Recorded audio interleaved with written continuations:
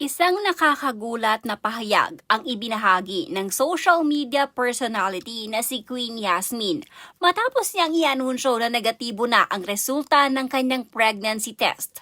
Kahit na nauna na niyang ikinumpirmang siya ay buntis.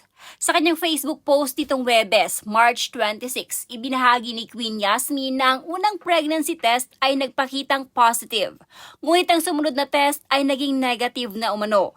Ayon sa kanya, posibleng nakaapekto ang matinding stress at galit sa kanyang partner na si Elmer Declaro Villacura o mas kilala bilang Troy Turoy.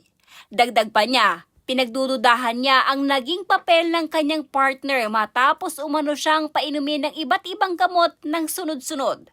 Sa kanyang pahayag, sinabi ni Queen Yasmin, hindi naman po prank nung una, positive po. Pangalawa, negative na po. Wala nang buntis. Sad, nilaglag kasi niya yung baby namin. Tapos pinapainom pa niya ako ng ibang gamot. Dahil dito, nakatakda umano siyang magpa-ultrasound upang matiyak ang kanyang kalagayan. Ayon sa kanya, may appointment siya sa Fabella Hospital kasama ang kanyang partner.